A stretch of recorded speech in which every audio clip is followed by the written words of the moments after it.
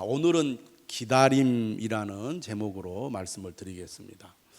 말씀을 시작하면서 여러분에게 시를 한 구절 읽어드리겠습니다. 윤미성 님이 지은 시인데요, 한번 들어보시기 바랍니다. 기다릴 수 있는 시간만큼만 사랑하세요.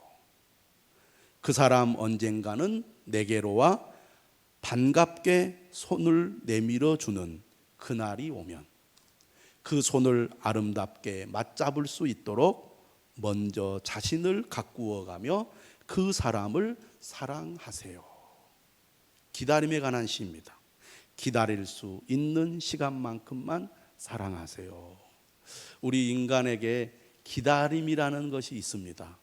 또 여러분 다 살아가면서 기다림의 추억이 다 있으시죠? 저도 이 기다림에 대한 말씀을 준비하면서 어렸을 적 생각을 했습니다. 어렸을 적 기다림에 대한 추억을 꼽는다면 역시 소풍을 꼽을 수가 있습니다. 소풍 가는 날을 손꼽아 기다렸던 기억이 있습니다. 전날 밤은요, 잠을 설쳐요. 그리고 바깥을 몇 번 나갔다 들어왔다 합니다. 왜? 비가 오지 않을까? 비가 오면 소풍을 못 가니까. 비가 와놔야 되는데 꼭 비가 올 것 같은 그런 느낌이 드니까 바깥에 나가 보게 됩니다. 소풍을 기다리는 어린아이의 마음, 여러분 다 기억하시지요? 사실 소풍 때가 되면 어렸을 적 김밥을 먹었던 기억이 납니다. 평소에 먹어보지 못한 김밥을 먹는 날이고, 평소에 먹어보지 못했던 찐 달걀을 먹는 날이잖아요. 그러니까 얼마나 설레는지 몰라요. 어렸을 때 소풍 가면 그 병으로 된 사이다, 그걸 꼭 먹었던 것 같아요. 먼 거리를 걸어서 소풍을 갑니다. 소풍을 간 장소야 뭐 사실 별것도 없지요. 그런데 학교를 떠나서 비록 걸어서 가는 길이지만 소풍을 가는 날 설레고 그렇게 좋을 수가 없습니다. 이처럼 소풍을 가기 며칠 전부터 소풍 갈 날을 손꼽아 기다리고, 소풍 가기 전날 정말 시간이 너무 가지 않아서 언제 날이 셀까, 언제 날이 밝을까 기다렸던 그 추억을 지금도 기억하고 있습니다.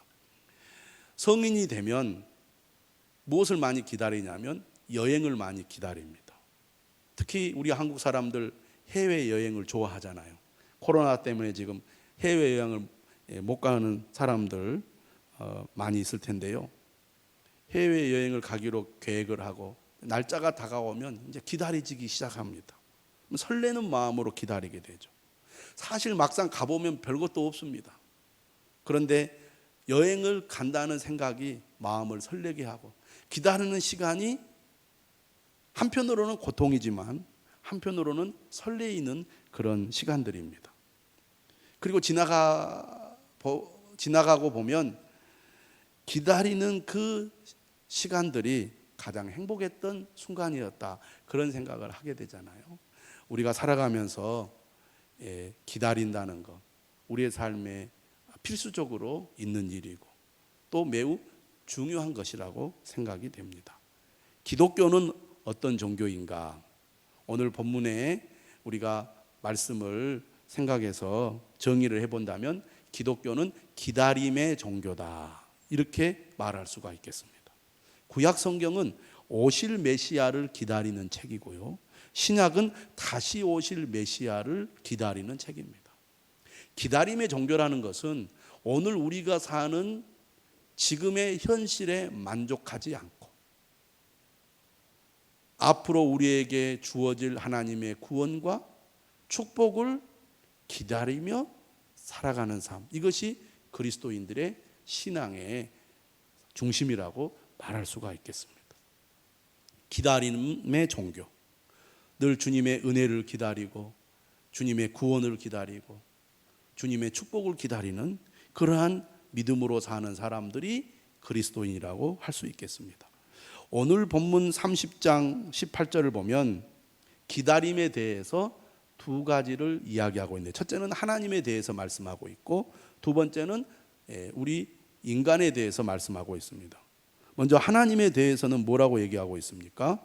하나님을 가리켜서 기다리시는 하나님이라고 말하고 있습니다. 한번 따라서 하겠습니다. 기다리시는 하나님.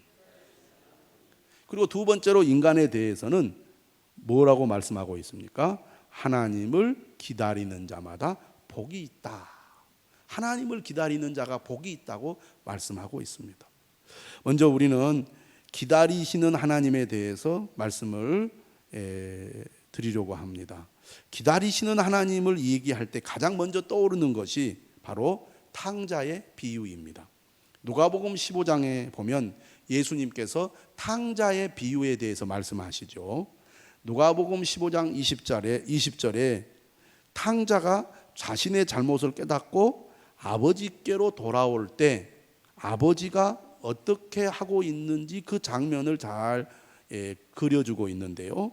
아버지가 아직도 거리가 먼데 그 아들을 보고 측은히 여겨서 아들에게 달려가 목을 안고 입을 맞추는 그 장면이 나옵니다. 아들은 아버지를 떠나서 먼 나라로 가가지고 허랑방탕하게 생활을 합니다. 모든 것을 다 잃고 나서 그가 아버지가 있는 곳이 참으로 복된 곳이라는 것을 깨닫게 되잖아요. 그래서 염치 없지만 아버지께로 돌아오게 됩니다. 그런데 아버지는 아들이 돌아오기를 항상 기다리고 있었다는 거예요. 저 멀리에서 아들이 오지를 않나 하고 아버지가 늘 막을 어기 위해서 기다리는데 마침내 아들이 돌아옵니다. 근데 아버지는 행색이 초라한 아들을 저 먼 곳에서 바라보면서도 알아채요. 그래가지고 아들이 마을 입구까지 오기도 전에 저 멀리에서 오고 있는 아들을 향하여 아버지가 맨발로 달려가는 거예요. 그래가지고 그 아들을 껴안고 기뻐하면서 입을 맞춥니다. 얼마나 몸에는 냄새가 났겠습니까? 얼굴은 얼마나 그냥 말라가지고 형편없겠습니까? 그런데 그 아들을 안고 기뻐하면서 입을 맞추는 거예요. 그리고 사람들에게 이렇게 얘기합니다. 이 내 아들은 죽었다가 다시 살아났으며 내가 잃었다가 다시 얻었노라. 내 아들은 죽었다가 살아난 자라는 거예요. 내가 잃어버렸는데 다시 얻었도다 이렇게 얘기하고 있습니다. 이 탕자의 아버지가 바로 하나님 아버지요. 탕자의 아버지의 그 마음이 바로 하나님 아버지의 마음이라는 것이죠. 하나님 아버지는 탕자의 아버지처럼 집을 나간 자식, 하나님을 떠난 백성들을 애타게 기다리고 계신다는 것입니다.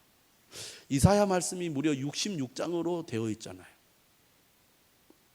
이사야 말씀은 우리에게 하나님께서는 기다리시는 분이라는 것을 잘 보여주고 있어요. 이사야 선지자를 통해서 계속 말씀은 하시는 이유가 어디에 있겠습니까? 한 번만 말해도 될 것을 66장에 걸쳐서 말하고 또 말하고 말하고 또 말하는 이유가 어디에 있겠습니까? 하나님께서는 그의 백성들이 죄악을 깨닫고 하나님께로 돌아오기를 원하고 계시기 때문입니다. 포기하지 않고 계속 말씀하신다는 것은 하나님께서 그만큼 그의 백성들을 기다리고 있다는 것을 말해주는 거예요. 하나님의 의지, 백성들이 돌아오기를 애타게 기다리는 하나님의 의지를 보여주는 것이 하나님의 말씀, 오늘 이사야의 성경입니다.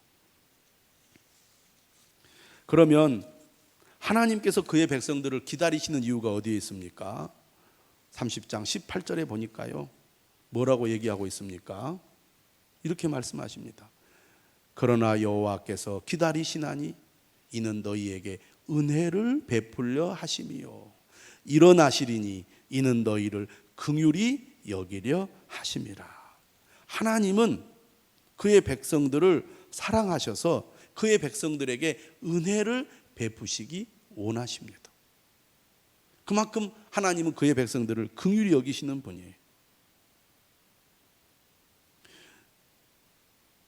오늘 하나님은 어떤 분이라고 본문에서 소개를 하고 있느냐면 18절 끝에 보니까 대저 여호와는 정의의 하나님이심이라.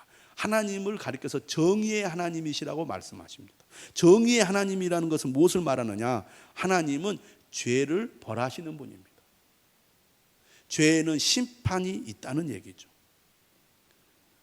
하나님의 백성들이 죄와 불순종, 계속 고집을 부림으로 하나님의 징계와 심판을 받았습니다. 하나님께서 그들에게 징계를 내리시는 이유는 하나님은 정의의 하나님이시기 때문이죠. 그러나 하나님은 그의 백성들이 징계를 받아 고난을 당하고 고통을 겪은 것을 하나님은 좋아하시는 분이 아닙니다. 안타까워하시죠. 여러분, 사랑하는 자녀들이 잘못했을 때 부모가 훈육을 하고 때로는 징계를 내리잖아요.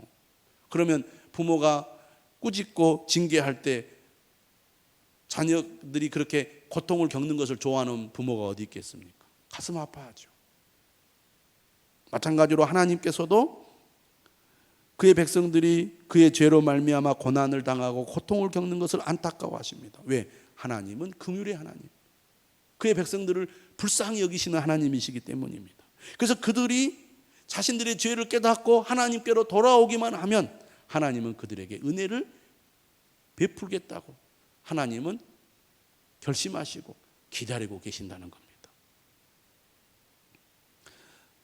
30장 18절 앞부분에 보면은요, 하나님께서 그들이 죄로부터 돌이키기를 바라고 이사야 선지자를 통해서 말씀하고 있음에도 불구하고 하나님의 백성들은 여전히 고집을 부리고 말을 듣지 않고 있습니다. 16절에 그렇게 얘기를 해요. 우리가 말 타고 도망하리라 하였으므로 너희가 도망할 것이요, 또 이르기를 우리가 빠른 짐승을 타리라 하였으므로 너희를 쫓는 자들이 빠르리니. 하나님 말씀을 들으라고 해도 끝까지 듣지 않고 고집을 부리고 있습니다. 그 결과 어떻게 됩니까? 한 사람이 꾸짖은즉 천 사람이 도망하겠고, 다섯이 꾸짖은즉 너희가 다 도망하고, 너희 남은 자는 겨우 산꼭대기에 깃대 같겠고 산마루 위에 깃이 같으리라 하셨느니라. 쫄딱 망할 때까지 끝까지 고집을 부리고 하나님 말씀을 듣지 않고 하나님으로부터 멀리 도망가고 있는 그런 모습입니다. 그런 이스라엘 백성을 하나님은 기다리고 계세요. 그들이 깨닫고 돌아오기를.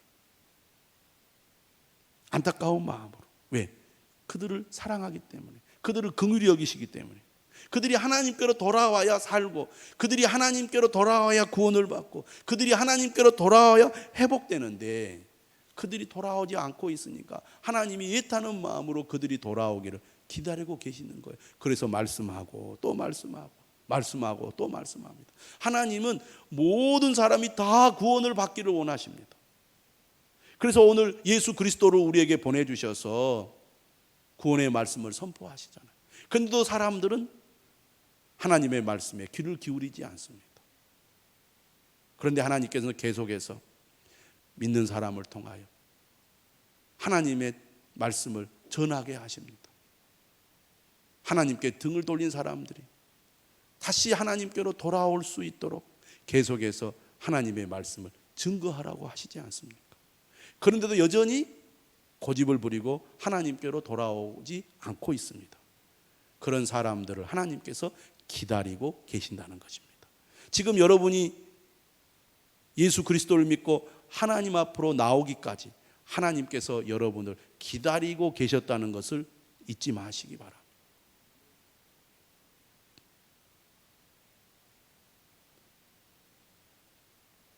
지금도 하나님을 떠난 사람들, 또 하나님으로부터 멀어진 사람들을 하나님께서 기다리고 계십니다. 부모가 자신을 떠난 자식이 돌아오기를 애타게 기다리듯이 하나님은 그를 떠난 자녀들을 애타게 기다리고 계십니다. 누구나 하나님께로 돌아오면 하나님의 은혜를 받게 될 것입니다. 그러므로 지금 하나님을 멀리하고 있다면, 또 하나님으로부터 멀어지고 있다면 하나님께로 돌아와야 합니다. 애타게 기다리고 계시는 하나님을 기억하십시오. 그분을 생각해 보십시오. 여러분, 주저하지 말고 고집 부리지 말고 세상으로 향하던 발걸음을 멈추고 하나님께로 돌이키시기를 주님의 이름으로 축원합니다. 두 번째로, 하나님을 기다리는 자마다 복이 있다고 말씀하고 있습니다. 기다린다는 것은 무엇을 말합니까? 하나님께서 은혜와 긍휼을 베푸실 것을 믿고 하나님의 은혜가 임하기까지 참고 인내하며 기다리는 것을 말합니다. 여러분, 기다리는 것이 왜 중요합니까? 기다리는 것이 왜 중요할까요? 일이 이루어지기까지는 시간이 걸리기 때문입니다. 다시 말하면 때가 있다는 거예요. 하나님의 응답, 하나님의 축복, 하나님의 구원에는 때가 있어요. 여러분, 요즘 청년들에게 취직은 심각한 문제입니다. 취직하기가 참 어렵죠. 공부하는 학생들이 합격하기까지 준비해야 할 기간이 있습니다. 준비해야 할 기간을 잘 보내지 않고 좋은 성적을 거두고 합격을 하겠다고 바라는 것은 도둑놈 심보지요. 그런데 많은 학생들이 공부를 하다가 인내하지 못하고 기다리지 못하고 중단하는 경우가 많이 있습니다. 기다려야 되는데 공부를 다 할 때까지, 합격할 때까지 기다릴 줄 알아야 되는데 기다리지 못해서 목적을 이루지 못하는 그런 젊은이들이 얼마나 많이 있습니까? 참고 견디며 기다려야 합격의 열매를 따먹을 수 있습니다. 농부도 마찬가지죠. 농사를 지을 때 추수를 기다릴 줄 알아야 합니다. 기다리는 것이 얼마나 중요하다는 것을 농사를 짓는 분들은 너무너무나 잘 알고 있습니다. 기다려야지. 기다리지 않고 추수할 수 있습니까? 수확을 거둘 수 있습니까? 불가능한 일이죠. 우리나라 사람들 얼마나 성질이 급합니까? 빨리빨리를 얼마나 중요하게 여깁니까? 그것이 장점으로 작용하기도 하지만 많은 것들은 참고 기다려야 좋은 결과를 얻을 수가 있는 겁니다. 봄에 심어놓고 그 다음날 열매를 거두려고 하면 되겠습니까? 불가능한 일이죠. 그렇잖아요. 모를 심었습니다. 그럼 모가 자라서 벼가 돼가지고 누렇게 익을 때까지는 시간이 걸리는 거죠. 오늘 심어놓고 막 물 주고 거름을 막 열심히 하면 몇 달에 걸쳐서 거둘 수확을 뭐 한 달 만에 거두고 보름 만에 거둘 수 있습니까? 아무리 발버둥을 쳐도 기다리지 않으면 거둘 수가 없는 거죠. 특히 과일이 그렇잖아요. 우리 김영준 집사님 잘 알고 계시겠지만 과일 나무를 심으면 몇 년을 기다려야 돼. 최소 몇 년은 기다려야 돼. 한 3년은 기다려야 되지 않습니까? 그렇죠? 오늘 심어놓고 내일 거두기를 바라는 사람이 어디 있겠습니까? 또 거두는 해가 되어도 정말 1년 동안 가지치기도 해줘야 되고 퇴비도 해줘야 되고 약도 해줘야 되고 또 막 바람이 불고 비가 오고 막 여러 가지 어려움들을 다 극복해 내면서 기다려야 맛있는 과일을 수확할 수가 있습니다. 한꺼번에 거름을 많이 주고 한꺼번에 물을 많이 준다고 뭐 한 달 만에 열매가 맺고 그러지 않잖아요. 기다릴 줄 알아야 된다는 거죠. 기다리지 못하면 수확을 거둘 수가 없고 무르익기까지는 반드시 시간이 필요하다는 겁니다. 기다림이 그만큼 우리의 삶에 중요하다는 얘기죠. 믿음 생활도 마찬가지입니다. 시련과 유혹을 견뎌내고 기다려야 구원을 이루게 됩니다. 많은 사람들이 이처럼 기다리지 못해서 믿음을 잃어버리는 경우가 많이 있습니다.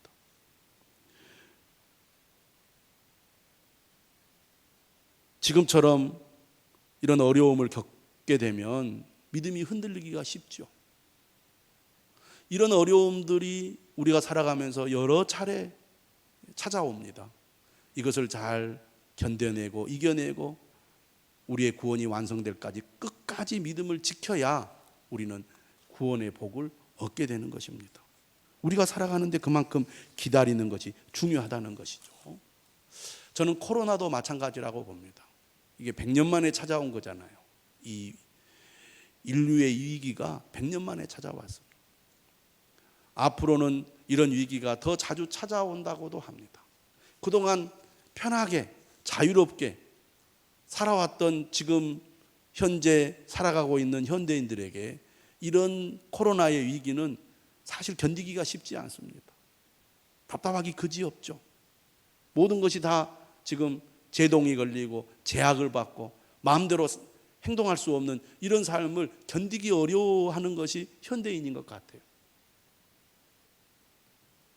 그런데 우리가 기억할 필요가 있습니다. 이 코로나도 시간이 지나면 사라지게 될 거라고. 물론 완벽하게 사라지지는 않을지라도 우리가 일상생활로 돌아가게 될 날이 올 거라고 믿습니다. 그렇다고 한다면 이 힘든 코로나의 이 위기를 우리가 잘 견뎌내면서 이것이 끝나기까지 기다릴 줄 알아야 된다는 거죠. 기다릴 줄 알아야 돼요.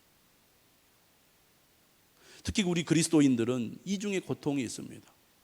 특히 지금 한국 사회에서 이 코로나의 위기가 또 기독교인들이 일조한 데가 있거든요. 그러다 보니까 지금 많은 사람들이 이 코로나 사태에서 기독교인들에 대해서 매우 부정적인 인식을 가지고 비난을 하고 있습니다. 어떤 식당에서는 기독교인들은 들어오지도 말라고 그런 이제 안내문까지 붙이기도 하고, 기독교인들 하면 진절머리가 난다고 그렇게 비난하기까지 합니다. 그런 상황 속에서 우리가 믿음을 지킨다는 것이 사실 쉬운 일이 아니죠. 특히 믿음이 약한 사람들은 아이고 교회 뭐 다닐 것이 못 되네, 교회 다니면 좋을 줄 알았더니 교회가 더 나쁘네, 이런 생각을 하고 교회로부터 떠나는 사람들도 있을 것이고, 또 신앙이 약한 사람들은 우리가 열심히 신앙생활 할 수 없는 이런 환경 때문에 점점 믿음이 약해져서 신앙에서 멀어지는 사람들도 있을 것입니다. 이런 어려움 속에서도 우리가 신실하게 믿음을 지킬 수 있으려면 이 고난의 때를 잘 견뎌내고 또 그 고난이 끝나기까지 기다릴 수 있는 믿음이 우리에게 있어야 한다는 거죠. 여러분 어떻습니까? 잘 기다리는 사람입니까? 아니면 그것을 견디지 못하고 뛰쳐나가는 사람입니까? 오늘 성경을 보니까 잘 기다리려면 어떻게 해야 되는지 우리에게 말씀해 주고 있습니다. 잘 기다리는 사람, 그 사람은 어떤 사람인가? 첫째는 하나님을 신뢰하는 사람입니다. 오늘 본문 19절 말씀을 한번 보시기 바랍니다. 시온에 거주하며 예루살렘에 거주하는 백성아, 너는 다시 통곡하지 아니할 것이라. 그가 내 부르짖는 소리로 말미암아 내게 은혜를 베푸시되 그가 들으실 때 내게 응답하시리라. 하나님께서 약속하신 것을 지키시고 우리의 간구와 기도에 응답해 주실 거라는 확신이 있는 사람이 기다릴 줄 알게 됩니다. 여러분, 친구와 약속이 있어서 만나게 되었습니다. 그런데 교통체증이 일어나 가지고 약속 시간에 친구가 늦게 되었어요. 그런데 그 친구를 그동안 만나서 사귀어 보면 그 친구는 반드시 약속을 잘 지키는 친구라는 것을 알고 있습니다. 그럼 어떻게 됩니까? 기다리게 되죠. 기다리게 됩니다. 반드시 올 거야. 왜? 그 친구는 약속을 잘 지키니까. 그런데 어떤 친구는요, 약속을 잘 안 지키는 친구가 있어요. 약속을 펑크내는 친구가 있습니다. 근데 시간이 되어서도 안 나와요. 이놈 이번에도 안 나올 것 같네 하고 자리를 떠나게 됩니다. 약속을 잘 지킨다는 것을 아는 사람은 그 약속을 기다린다는 거죠. 믿고 기다린다는 거죠. 하나님은 어떤 분이십니까? 반드시 그가 하신 약속을 지키시는 분이시죠. 그렇기 때문에 우리는 하나님의 응답이 있을 때까지 기다려야 합니다. 또 기다릴 줄 압니다. 하나님을 절대 신뢰하고 하나님의 약속을 믿는 사람은 기다릴 수 있습니다.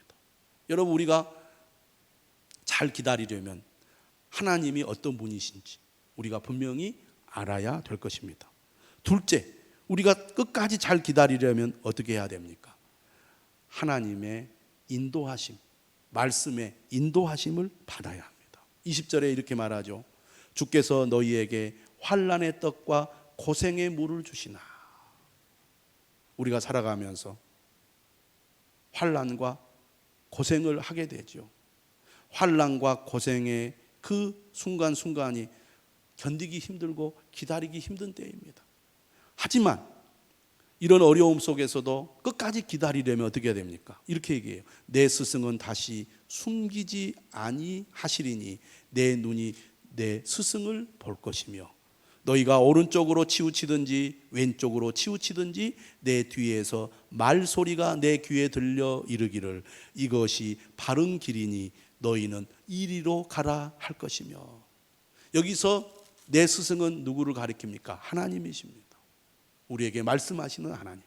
오늘 신약 시대에는 예수 그리스도가 우리의 스승이 되시고 또 오늘 우리가 이 세상을 살아가는 동안에는 우리 안에 계신 성령님이 우리의 스승이 되셔서 말씀을 통해 우리를 인도하십니다.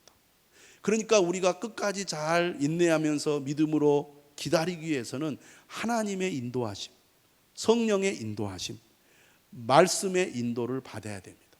그렇기 때문에 우리가 잘 기다리려면 말씀을 붙들어야 돼요.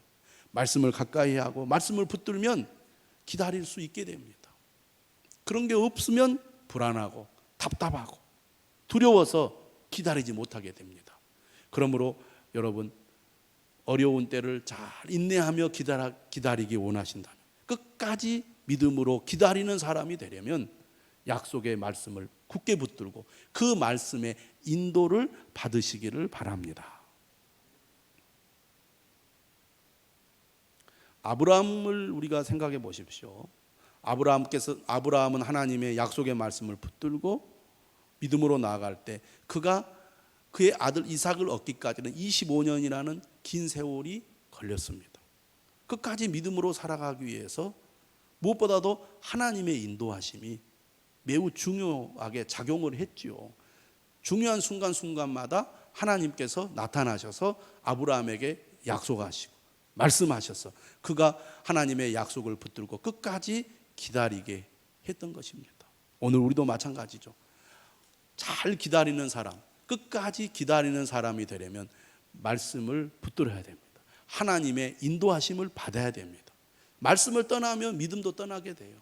어려움을 겪거나 유혹을 받으면 하나님을 떠나게 됩니다. 그러나 어떤 어려움이 있어도 말씀을 붙들고 말씀의 인도를 받는 사람은요, 잠시 흔들리다가도 바로 서게 되고 어떤 어려움이 있더라도 주님을 떠나지 않고 끝까지 믿음을 지킵니다. 교회 안에 수많은 사람들이 있지만 모두가 다 끝까지 믿음을 지키는 건 아니거든요. 정말 우리에게 구원이 가장 귀하고 하나님의 영원한 구원의 약속이 있다는 것을 믿는다면 어떤 어려움이 있더라도 믿음을 지켜야 되지 않겠습니까? 세상이 두 쪽이 난다 할지라도 그 믿음을 지켜야 되는데 그 구원이 이루어지기까지 기다리는 것이 어려운 일이죠. 그러나 하나님의 약속을 굳게 신뢰하고 하나님의 말씀을 붙들고 하나님의 인도하심을 받으면 우리가 기다릴 수 있게 된다는 겁니다. 마지막으로 세 번째, 끝까지 잘 기다리려면 어떻게 해야 된다고 말합니까? 22절이죠. 또 너희가 너희 조각한 우상에 입힌 은과 부어 만든 우상에 올린 금을 더럽게 하여 불결한 물건을 던짐같이 던지며 이르기를 나가라 하리라. 무슨 얘기입니까? 늘 우리의 믿음을 흔들고 기다리지 못하게 만드는 유혹이 세상에 많이 있다는 겁니다. 은으로 입힌 우상, 금으로 입힌 우상이 하나님의 약속을 신뢰하고 하나님의 말씀을 믿고 끝까지 기다리지 못하도록 유혹한다는 것입니다. 그런데 우리가 살아가면서 그런 유혹을 이겨내야 되는데 그런 유혹이 찾아오면 어떻게 하라고 말합니까? 그것을 던져버리라는 겁니다. 던지면서 나가라, 그렇게 외치라는 것이죠. 우리가 신앙생활을 하면서 이처럼 우리의 믿음을 흔드는 유혹들이 그만큼 많거든요. 그러나 이러한 우상을 우리가 물리치고 멀리 던져버릴 때 끝까지 기다리는 사람이 됩니다. 우리가 살아가면서 기다리지 못하도록 유혹하는 것이 많이 있잖아요. 여러분들이 다 경험해 보지 않았습니까? 앞으로도 그런 유혹들이 많이 있을 겁니다. 그것들을 빨리 집어치워버려야 됩니다. 던져버려야 됩니다. 그걸 붙들고 이럴까 저럴까 계속 이랬다 저랬다 하면요, 넘어지게 되어 있어요. 우상을 가감하게 제거해버리면 마음이 평안해지는 거예요. 훨씬 더 자유하게 됩니다. 그것이 아까워가지고 붙들고 있으니까 늘 마음이 흔들리는 거예요. 사랑하는 여러분, 주님을 절대 신뢰하시기 바랍니다. 말씀의 인도를 받으시기 바랍니다. 여러분을 유혹하는 세상의 우상들을 과감하게 제거해 버리시기 바랍니다. 그러면 여러분 기다림의 열매를 얻게 될 줄로 믿습니다. 우리가 살아가다 보면 끝까지 잘 기다림으로써 얻게 되는 수확들이 참 많습니다. 정말 못할 줄 알았는데, 안 될 줄 알았는데, 불가능할 줄 알았는데, 이렇게 기다리고 보니까 놀라운 결과를 얻게 되네. 그 기다림의 그 환희, 희열을 여러분들이 경험해 본 적이 있을 겁니다. 하나님께서 그런 은혜를 주실 거예요. 그래서 이 잘 기다리는 사람에게 어떤 복이 있는지 23절 이하에서 말하는데요. 첫 번째는 23절이죠. 23절에 이렇게 말합니다. 네가 땅에 뿌린 종자에 주께서 비를 주사 땅이 먹을 것을 내며 곡식이 풍성하고 기름지게 하실 것이며 풍성하고 기름진 곡식을 얻게 될 거라고 말하고 있습니다. 여러분 믿음으로 끝까지 기다리면 하나님께서 여러분의 삶에 풍성한 열매를 거두게 해 주실 줄로 믿습니다. 기다리지 못하면 풍성한 열매를 거둘 수가 없어요. 기다리는 자에게 이 복이 임하는 겁니다. 두 번째로 26절이죠. 여호와께서 자기 백성의 상처를 싸매시며 그들의 맞은 자리를 고치시는 날에는 달빛은 햇빛 같겠고 햇빛은 7배가 되어 7날의 빛과 같으리라. 강력한 치유의 역사가 일어난다는 겁니다. 여러분 이 상처의 치유, 이것은요 시간이 꼭 필요한 거예요. 몸이 회복되는 것도 그렇고 마음이 회복되는 것도 그렇습니다. 단번에 치유가 되는 게 아니에요. 인내하고 잘 기다리다 보면 치유가 되는 겁니다. 성질 급하게 기도했는데 하나님을 찾았는데 열심히 했는데 왜 치유가 안 되고 회복이 안 됩니까? 시간이 필요하다니까요.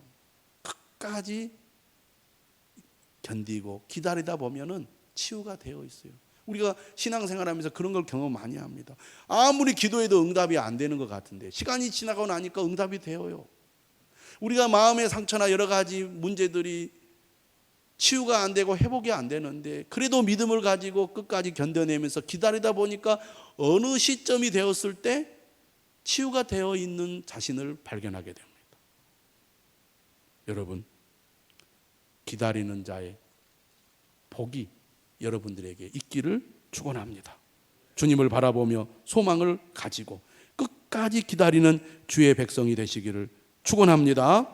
코로나의 위기도 반드시 지나갈 것입니다. 많은 유혹이 있고 시련이 있고 고통이 있을지라도 주님 안에서 끝까지 기다리면 좋은 날이 올 줄로 믿습니다. 기다림의 승리를 거두는 저와 여러분들이 되시기를 주님의 이름으로 축원합니다.